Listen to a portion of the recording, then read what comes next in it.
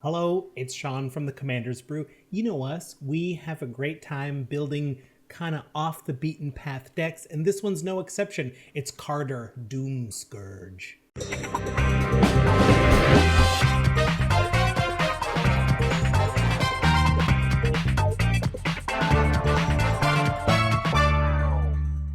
All right, Sean, tell us what we are looking at this week. Looks like a very fun one. I can't wait to get into it. Yeah, so Kaldheim's out. We're dipping into Kaldheim Commanders.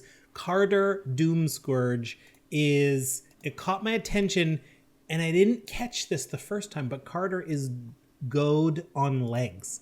2 black-red, legendary demon berserker, 4/3. When Kardur Doomscourge enters the battlefield, until your next turn, creatures your opponents control attack each combat if able, and attack a player other than you if able. That is basically goad, but it is different than goad in a sense. So we're all thinking of Disrupt Decorum. That's the 4-mana sorcery. 4 CMC for Kardur, 4 CMC for Disrupt Decorum. All goad all creatures. But that only hits all the creatures who are there at the time. Kardur puts this effect on the board that lasts until your next turn. So even if a creature was created after Kardur came down, it's still under the effects of that ability. So if somehow it had haste, it would have to attack. If you flashed in a creature in some manner, like before your turn, I mean, as long as it's not my turn yet, Kardur still will have that effect on you. So it's a little bit better than goad that way. And that's not all. Kardur also says, whenever an attacking creature dies, each opponent loses 1 life and you gain 1 life. When anyone is attacking, that happens. Even when your opponents are attacking each other.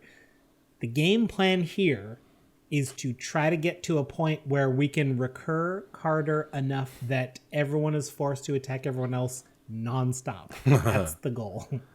I do love the way you say Kardur. It always sounds like Kardur. Like my boy Kardur. Yeah, exactly. Really sounds like a dude named Kardur, which I love. Yeah. Kardur Doomscourge. Kardur Doomscourge. You know my boy Kardur? Yeah, I borrowed his truck. He helped me move. Yeah. Does he work up at the gas station? He sure does. Kardur's gas. Thought I seen him at the SO. Okay.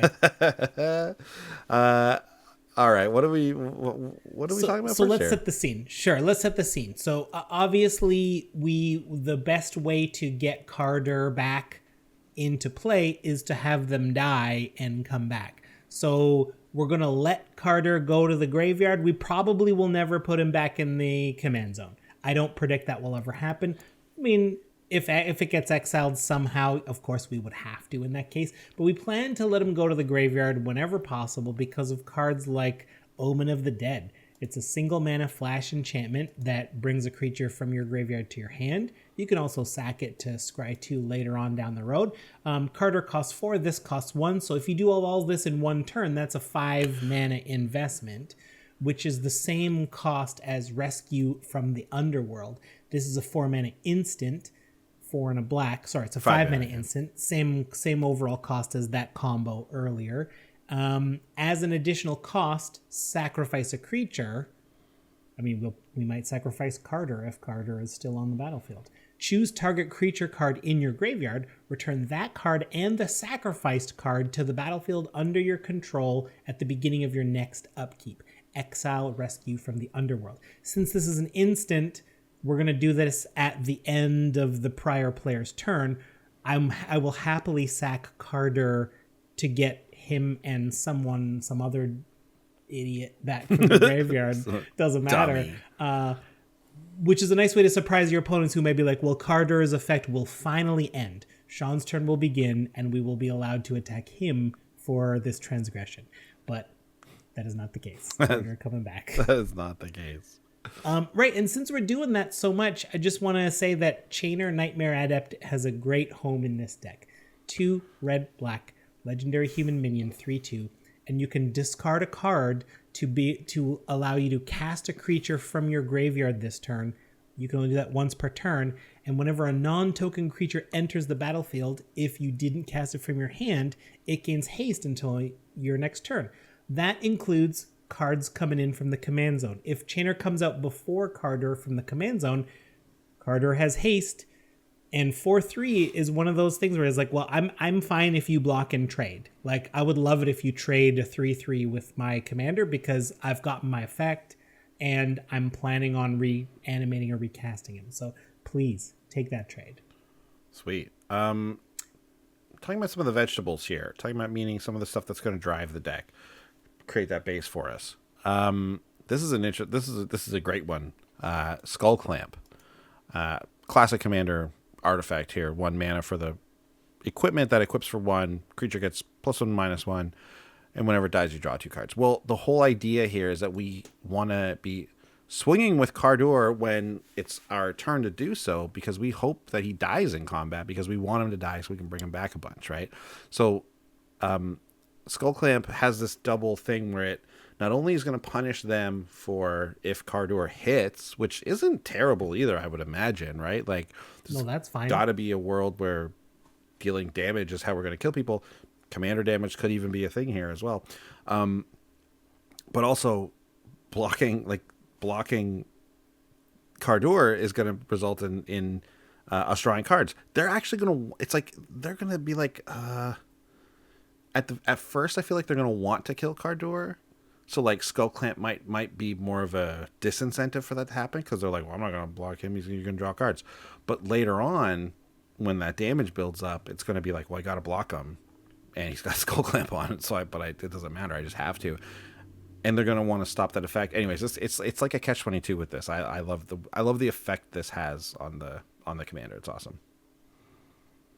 Yeah, and how are we going to ramp vegetable wise? I'll tell you what. It's Trove of Temptation, 3 and a red. Each opponent must attack you or a planeswalker you control with at least 1 creature each combat if able. At the beginning of your end step, create a colorless treasure artifact token. And we know what that does. So here's the thing. Key there, right? If able. Well, if they're goaded with Kardur's ability and there are other opponents still around, they're not able, right? They are not able to do so, so they will not be attacking you for the Trove. So the Trove is just a thing that makes you artifacts every turn. Yeah. Or treasures, rather. Gathering a bunch of mana that way for future casts of Kardur. So that's kind of the scene. I think we've kind of painted the picture for you. So now we need to get to our neat moves. Working on a neat moves. We're just going to take a second to handle a little bit of business. And the main point is, thanks for watching. If you want to see more of our comedic takes and offbeat decks, consider subscribing to our channel and hitting that bell to make sure you don't miss anything. And if you're loving our stuff and want to support further, the best way is to head over to patreon.com/commandersbrew. Find out how our generous patrons keep our show growing and how you can get in on the brewing action too through our Discord. Or, if you'd rather, just hang out and play some games with like-minded Commander players. Now, let's get back to those any-to-me moves. Well, we said it. Let's dig in. So, the best thing, the neatest thing we can do is to return Kardur from the graveyard super cheap and instant speed. The best way to do that is with these 2 creatures, Apprentice Necromancer, 1 and a black, and it has the ability black, sack Apprentice Necromancer, and bring a creature from your graveyard to the battlefield. It gains haste, and at the beginning of the next end step, you must sacrifice that creature. With Kardur, we don't mind. We're happy. We want him back in the graveyard almost. That's actually a good thing. Doomed Necromancer, same thing. Costs 1 more mana up front, but this time you don't sack the creature that you bring back. But in both cases, it's a single black activation to bring it out of the graveyard to play. If Chainer's out, we're also drawing a card when that happens. Sweet. Yeah. Right. So here's the thing, though. This is red black. The only way we're like getting Kardur into combat is obviously not the only way we're going to be able to make our commander go to the graveyard to be able to recur him. We're obviously running some sack outlets here, including recently one of my favorite ones actually is Village Rites. Single black for an instant. As an additional cost to cast a spell, you sacrifice a creature and you draw 2 cards. It's really nice, I feel like, to have this kind of in-hand ability of sack outlets, because people are no strangers to sack outlets now. We all know how good they are. Those Ashnod's altars, they don't last long these days, right? On the battlefield. Those, any other version of that, basically, they get killed quick time. So it's nice to have a little backup like a Village Rites in your hand, in addition to any of those other things, or just on its own, because this just draws you 2 cards and does the thing you want to do, right? I also love Altar's Reap, which is very similar, 1 and a black, as an additional cost. Same thing, sack a creature and you draw 2 cards. Obviously, Village Rites is like the only 1 mana version, basically, that does this. 1 CMC. It's the only thing that does it. Isn't that so weird? Yeah, like, it's recent too, brand new, right? Or not brand new, but no, they've made this a few times. This is, M21. Yeah, Village Rites was first printed at M21, I think, right? Yeah, I guess this is another one of those where I'm just like, they've already reprinted it once, and I'm just like, I wish they could just give this a different name and maybe print it that's more thematic for the set. But I do get the impression Wizards loves this card, and we're never going to get an alternate named one that's like, specific to the realm that we're in right now, like Strixhaven's Escape or something. I mean, we, like you said, we do also have Costly Plunder here, which is the same thing, 1 and a black. But instead of just a creature, you can also sacrifice an artifact to draw 2 cards. So maybe there's some hope that they'll do a Village Rites that can also sacrifice like an artifact or an enchantment even, or something, as well as a creature. Maybe I hope so. So let's hold out a little hope for that. But these are. I'll remain hopeful. I gotta say, I do like the idea of running instant, like 1-shot versions of this that can do this, because just to have as well, I think it's actually not bad at all. Yeah, you'll always find a target to sack if you're desperate for cards, but like, we actively want to keep Kardur coming in and out of the graveyard, so I might as well be drawing cards while I do that. And then that way I don't have to devote card slots, like 5 or 6 card slots, to actual sack outlets that would not really be furthering the game plan in a laser beam kind of way. They're just kind of there. So we know we're trying to engineer a board state where our opponents cannot attack us. They won't be allowed to attack us. So now we get to capitalize on cards like Coveted Jewel. This one's risky. 6 generic for an artifact. When it enters the battlefield, draw 3 cards, and it taps for 3 mana of any one color. The drawback is, whenever 1 or more creatures an opponent controls attacks you and isn't blocked, that player draws 3 cards and gains control of Coveted Jewel, and you untap it. You can make political moves, like you can like sort of negotiate with this. I do like it for that, but I hope to get into a position where I can cast this for 6, maybe recur Kardur for the 3 that I get back off of it. If I can use that 3 to help get Kardur back on the battlefield, I've protected myself for a full rotation where no one can take the jewel from me. So, and I just got to hang on to that jewel. Very coveted. Hang on to it. Very coveted. It's coveted. And Andy, there's another. Oh, sorry. It's a sweet little combo with Costly Plunder, actually, because you might, let's say you've protected it for a while, and then, oh my god, there's a turn where someone's gonna come and get it, and it's like, well, guess what? I'll just Costly Plunder it, because at that point maybe you don't need the extra mana or something, or you really don't want that opponent to be drawing those cards or something. So it's probably a fair move. There you go. It's a move. Yeah. Well, and since our opponents can't attack, Andy, what else can we do? Marquesas Decree, 3 and a black for the enchantment that says it enters, you become a monarch, and whenever a creature attacks you or a planeswalker you control, that creature's controller loses a life. Obviously, becoming the monarch is great when people can't attack you. We're drawing extra cards. They can't ever take it away. No, it's awesome. Yeah. So I recently clued into the monarchy being so good in my Darien deck, because just become the monarch all day. No one wants to hit you. No one wants to give you those soldiers. So guess what? I'll draw the extra cards until then. Cool way for mono white to draw cards that way. Yeah. I love the Monarch. Can't say enough about it. Give us more Monarch cards. There cannot be enough. House rule it so first person gets monarchy. First person hits. I'm into it. Okay, so if so the other half of the equation is that our opponents will be attacking each other a bunch. Right. So we can kind of beef that up a little bit with cards like Crown of Doom. It's a 3-mana artifact. Whenever a creature attacks you or a planeswalker you control, it gets +2/+0 until end of turn. What? That sounds bad. But 2 generic, target player other than Crown of Doom's owner gains control of it. Activate this ability only during your turn. That key text, other than Crown of Doom's owner gains control of it. They can't give it back to you. Your opponents can just bounce it back and forth between each other like a hot potato. Or one person can just be like, well, I can never get rid of it because I got stuff to do with my mana, so I guess I'm always taking 2 more damage per creature. You know, that's the problem with these cards, right? Like, a lot of these cards, you can just give it right back. Someone's just going to give it right back to you, and then you're caught up in this thing where you're constantly having to trade it back, because there's a couple cards that have this ability, but or one similar, and maybe I didn't notice that on this card, because I remember seeing this card. But anyways, that's really good, actually. Yeah. I like that a lot. Yeah, 2 mana investment on my end, and like, I mean, if you got a way to sack it, fine. Good job. But it's harder than you think to sack artifacts. Trust me. Last week's deck, I was looking for that all over the place. It's not something that's super easy to come by. They're attacking each other. Guess what? There's another thing that's going to help us a lot with that, and it's our good old Spiteful Prankster, 2 and a red.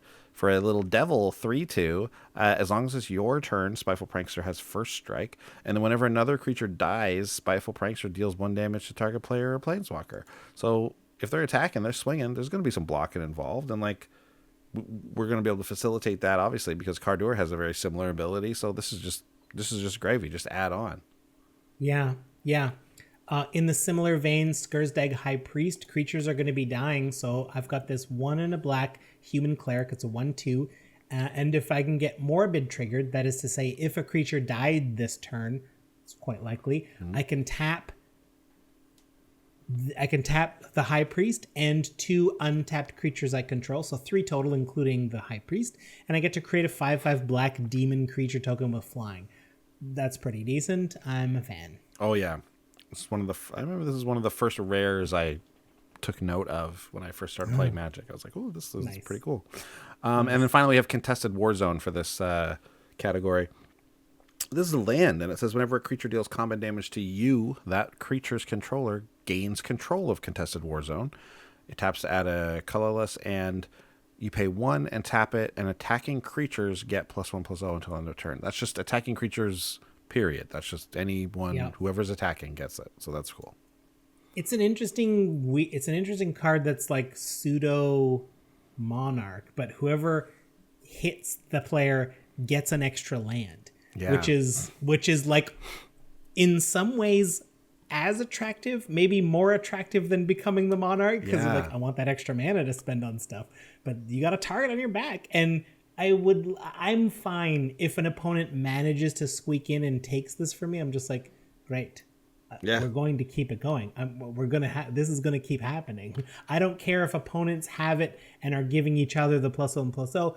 Am I upset I lost a mana? Yes. But if it means my opponents are fighting each other even harder, it's worth it. Yeah, it's kind of worth it to like sacrifice a land and add, like, even if you get 1 activation from your opponents out of this, that's kind of worth it, right? Like, that's pretty good. Obviously, you're not going to want to... Obviously, this is one of your, like, early land drops. You're not super pleased because you want to be hitting your land drops. But definitely as the game goes on, this becomes more of a fine thing to have around, and actually actively very good, I'd say. Mm-hmm. It's always a card I've seen and I've wanted to use, so I like that you used it here. Yeah, it's fun. Those weird hexagons from Mirrodin. Yeah. So here's an ability. This is super fun to me. They really stretch designing Commander products, and I love it. Frenzied Saddle Brute, 4 and a red, 5/4 Orc Warrior with haste. All creatures can attack your opponents and planeswalkers your opponents control as though those creatures have haste. Remember what I told you about Kardur? When you activate him, if they cast a creature pre-combat, it has haste. It will attack an opponent. If your opponents know that's the plan, maybe they will elect not to.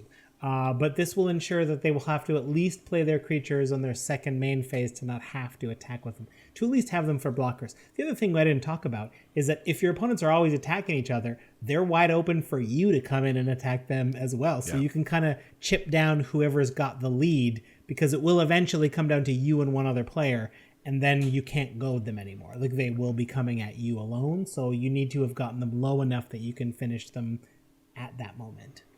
Yeah, that's a smart move. You're going to have to manage life totals that way, so that the last player standing besides you is beatable, right? You don't want to leave one guy at 40 life, even though his board might be smaller. Like, that's still obviously lots of time to come back. So Yeah. Cool. This is a cool one too. Awaken the Erstwhile. 3 black sorcery. Each player discards all the cards in their hand, then creates that many 2/2 black zombie creature tokens. This just ensures that there are creatures out there that will attack, and stripping your opponents of their ability to do anything about it. Which like, it's tough to find a home for this card, but I do think it's very effective here, because we just want combat, right? Like, you get to choose when to play this. So obviously you are included in the discarding, right?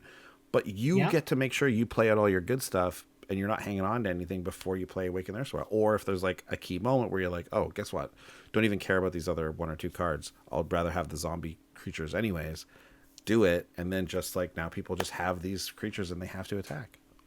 Yeah, like 5 mana is hefty, but if I can manage the 5 mana in a turn where like I've already spent a couple mana bringing Kardur back, again, the zombies don't have to be there for them to have been goaded. I can bring Kardur back, and if I've got 5 left over, I'd be like, guess what? Let's dump those hands. And our deck is full of reanimation effects. We can usually dump our hand for value. That's not unusual in a commander deck. I bet you our opponents will be happy to have a couple pieces in their graveyard. But the fact that they have to go at each other, what are you going to do? Like, you've got 6 zombies, player C has 6 zombies, and you have to go, like, if player A gets first swing on player C, 6 on 6 zombies, are they going to block with their 6 zombies and take out all the zombies? Or are you going to swing back and be like, well, I guess now I'm going to do the same to you? It's an interesting setup. But at the end of it, you're the only one with zombies left. If they decide to trade. To quote many, mid-90s rappers, it's all good. Whether they're attacking or not, whether they're blocking or not, you're happy either way. So it's perfect. Yeah. So I clued in that we would be having a full graveyard. We kind of like having a full graveyard. If that's the case, I love including a card like Wake the Dead. It's an X spell, which I love. It's an instant X black. Cast it only during combat on an opponent's turn, and you return X creature cards from your graveyard to the battlefield, and you sack them at the beginning of the next end step. So we can get a lot of stuff out of the graveyard. This is great on blocks, but at its worst, this is fine to just bring Kardur by himself back during the player before use combat step, like before they declare attackers. It's like, oh, by the way, here's Kardur. And then it's like, I gotta attack my opponents. I wasn't planning on it. I love it as a 3 mana way to just instant speed get Kardur back from the graveyard. That's a great reanimation spell. Are you kidding me? 3 mana instant speed. I know it has to be during a combat or whatever, but that's totally fine. Yeah, you have to sack them, but like as I said, Kardur kind of just likes appearing and disappearing. Okay. Wake the Dead. I always saw Wake the Dead as like a poor man's Living Death or whatever. And here's Living Death. Guess what? We have Living Death as well. 3 and 2 black. Would you believe it that I actually didn't know Living Death was the next card?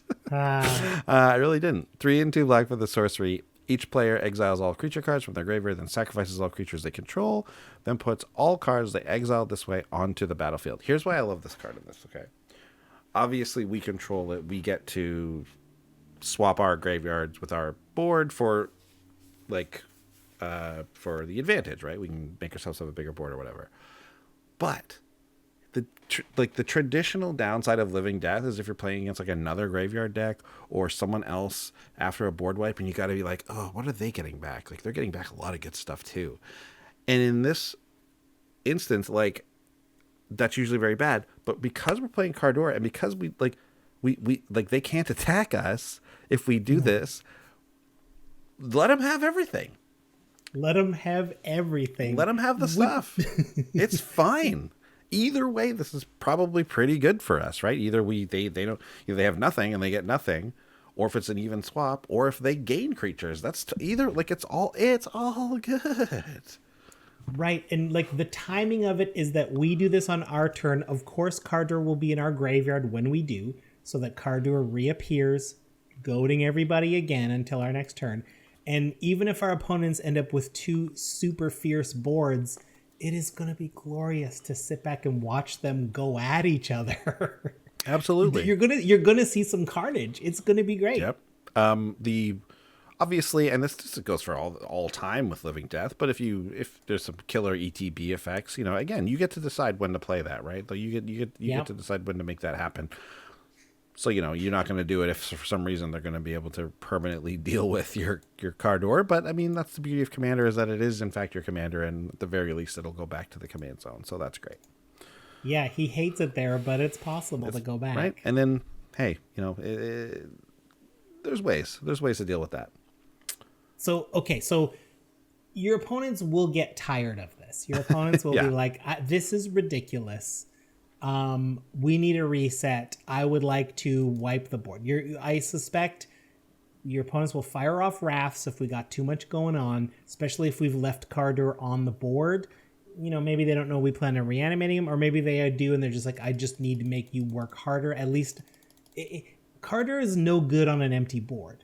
So after a board wipe, even if we do return Kardur, Kardur's not very effective. Because what are our opponents goading? And then once they've finally laid down creatures, they're out of Kardur's reach, effectively. So a board wipe in your opponent's eyes sounds good, unless you foretold Rise of the Dead Marn, or as I like to call it, Rise of the Dread Marnie. So it's a 2 and a black instant, but you can foretell it, so you can pay 2 to put it away for later, and then you get to recast it at some point, cast it for the first time at some point on a future turn, not the turn you foretold it, for a single black mana. So all you got to do is hold up 1 black, and you get to have the ability create X 2/2 black zombie berserker creature tokens, where X is the number of non-token creatures that died this turn. So as long as you're able to hold up 1 black, if your opponent ever tries to board wipe, you can be like, how many non-tokens are on the board? 7? Okay, 1 black. Now I have 7 2/2 zombies. Right after a board wipe. So great, you've done nothing. I'm going to return Kardur anyway. Or maybe not. Maybe I don't need it. I'm just going to kill you with my zombies. It doesn't matter. I love Rise of the Dread Marn. If you listen to our set review 2 shows ago, we were very high on this card for this reason. A single black to follow up a board wipe. You're going to see board wipes in Commander. It's going to be incredible. You're going to see them. And then in the instances when you don't, because there's so much combat happening, and there's going to be some blocking, and there's going to be some, like, paying a single black after you foretold this to get, I don't know, 2 or 3 zombies. That's not bad. That's fine, right? Like, if the board calls for that, right? That'll be a fine option, yes. I think. Yes. Another great option here is Judith, the Scourge Diva. One of my favorite names in all of Magic, Judith. Yes. 1 black-red, legendary human shaman, 2/2. Other creatures you control get +1/+0, and whenever a non-token creature you control dies, Judith deals 1 damage to any target. Classic Rakdos also creature. great in a board wipe. Yep, exactly. There you go. Anything you die, you're dealing a lot of damage that way. Yeah. Only stuff you control, though, which is in non-token. True. Most of our stuff, I mean, I guess Awaken the Earthwall is an exception, but we tend to deal with non-tokens. It's mostly non-tokens in here, and don't sleep on that +1/+0, because when you get that wide board state, that does affect tokens. So it's actually, Judith has kind of double duty here. Yeah, I mean, earlier we were talking about the debate of like, do I block Kardur and trade, or do I not block? It's like, well, now you're taking 5-6 with a skull clamps on him.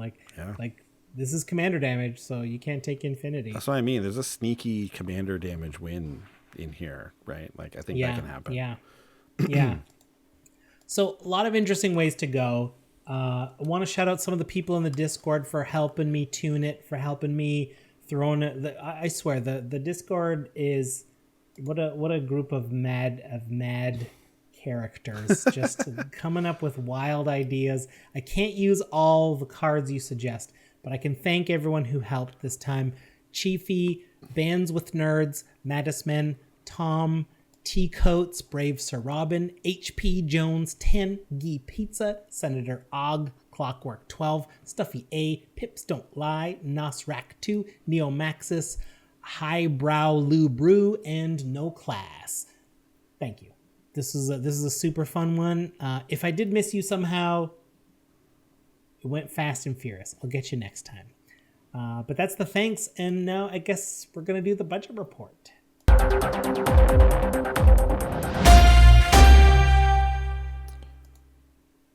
All right, where did this one come in for us? Wild difference between the mid and the low. The mid, $139, but the low was $57.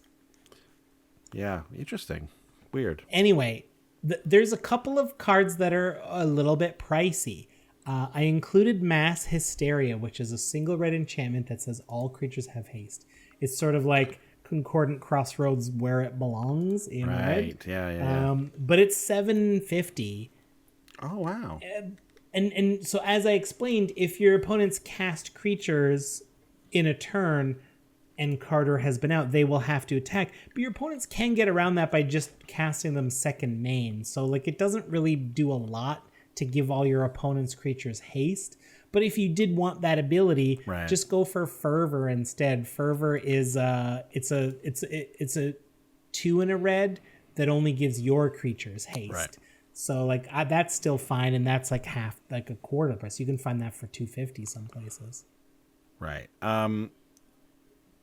What else do we have here? Okay. So talking about the price of your cards here, Coffin Queen.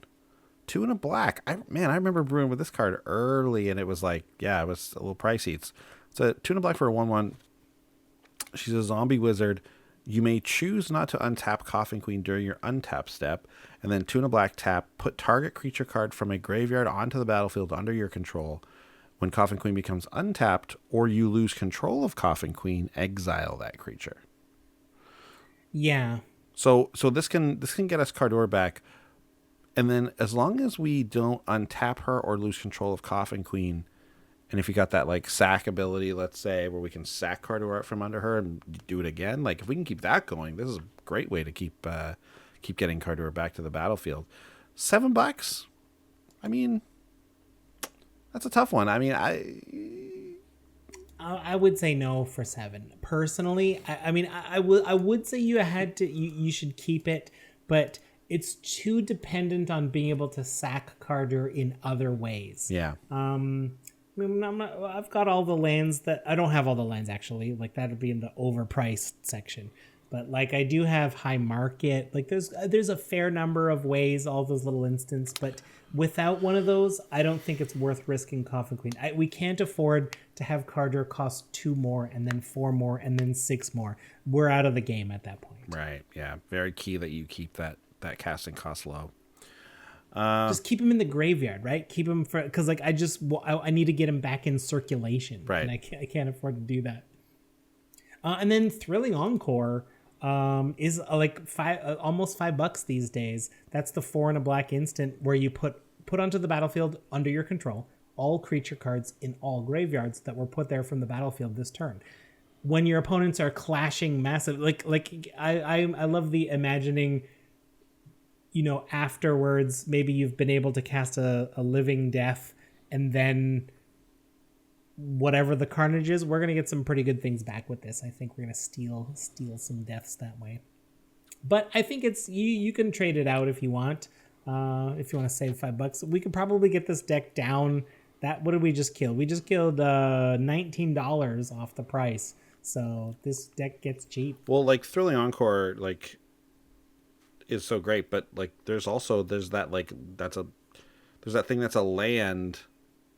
The MDFC that's for a single black that you can just get something, if it's gonna die, put it back to your hand. Like that card is kind of doing what Thrilling Encore does for basically the same amount, right? It's like single black plus Kardur's casting cost, right? So that's interesting. If you only care about doing it to Kardur. What about if we had no budget limit? I'll tell you, there's 2 cards here that are going to work perfectly. It's Kiki Jiki, the Mirror Breaker. What's Kiki Jiki's cost right now these days? We're looking at $16 if you go for like the secret packs version. You gotta get the secret 15, packs. 16. Yeah. Gotta be the secret packs. And then also Splinter Twin, which same thing. What's this at? $10. $10 still for Splinter Twin. Wow. So obviously, if you put both of these in the deck, they're a combo on their own, and you can just win the game if you get both of those. But being able to make a second copy. No, these are not. These do the same thing. These are the same thing? Yeah, you need. You need the untapping thing to make them. Sure. Yeah.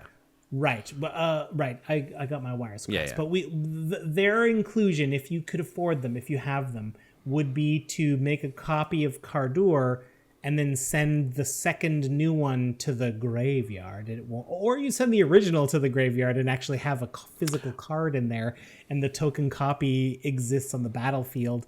You have to sacrifice it with Kiki, or you have to sacrifice with both of them, Sac or XL. So we'll probably send him to the graveyard, but we can get extra activations that way from Kardur. That would be the reason to include them. I'll tell you what, I'll save you some money right now.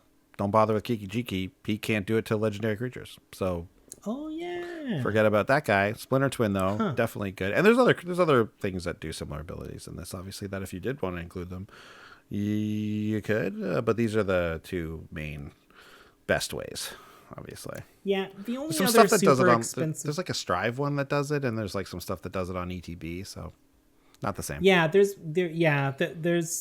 in here. The cheap ones are in here, but they cost so much more. So the only other expensive cards would be like I thought of maybe the medallions, Jet Medallion and Ruby Medallion, just because of how like Rakdos decks don't ramp as nicely as green decks. So just getting that edge that way is really helpful. Phyrexian Tower would be nice as an extra sack on a land, but that's like a $30 land, so like we're probably not running that. Right on.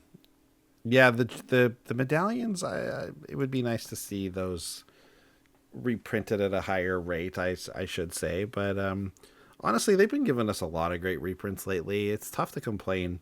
You know, cards are going to get expensive. It's just the way it works, right? Like we can't have everything be cheap all the time. So, and I gotta say, I think for the most part, they've been doing a decent job when it comes to reprinting weird old things that are expensive, and we're getting new and weird art for it. So, hopefully this is just coming down the pike, as they say, right? Like we'll get a reprint of the medallions, I'm sure, at some point. I hope so. Yeah, maybe they'll do some monocolored commander decks again, and we'll see them. Commander 2014 was the last time. That's right. Yeah, man, it's so funny because it's like, yeah, that was a couple years ago. It's like, that was 7 years ago. Yeah. That's Yeah. bonkers. All right. Okay, well, we had to head out. You know what? Yes. Get my tuxedo on. Feeling old. Feeling like I definitely was playing Commander for a bit when those came out. And let's check out our friends over at the Audric Awards. Yeah. Oh yes, wonderful to be here as always. Sean Tux looking sharp again tonight, looking very good. Thank you. The man is here, Rakdos, Lord of Riots. He's don't give the ushers too bad a time over there. They're just trying to show you where your seat is. Please don't kick up such a fuss. It'll be fine. Great to see you, and always a treat to see you in the audience. Laura Dern, big fan of your work. Great to see you. Laura Dern, just a prolific actress. One of the greats, easily. Truly. And it is on this great occasion that we are honored to present an award of excellence to a magic card that went above and beyond in a very, very specific way. The award for Best Stunt. Oddly, this is one of our most mainstream awards we've given out yet. That's true. The Best Stunt goes to the guy at the top of Kazul's Fury. Guy at the top of Kazul's Fury, 2 in a red instant, MDFC, as an additional cost, sack a creature, deals damage equal to the sacrificed creature's power to any target. That guy on the top, what a stunt. Sorry we don't know your name. Looks like a core warrior of some type. Looks like a core, but this is a still from the film, from the card. Yeah. So perhaps that's makeup. We don't know if the stunt person is core. That's true. Originally, I would hope the stunt person is core. They're playing core. We believe that core people should be portrayed by core actors and stunt persons. No question about it. Well, congratulations to the stunt performer at the top of the guy holding you and Kazul's Fury. Wonderful, wonderful award. Thanks everyone for being here tonight, and we will see you next time. Good night, everybody. Good night. Thanks for watching. If you love what we're doing, consider supporting the show by going to patreon.com/commandersbrew. And if you want to get any of the cards from our deck list, go to our TCG Player affiliate link below. That helps us out too, and for a free way to help us out, consider sharing the show with some friends. Like and subscribe, add a comment or two. See you later. Bye.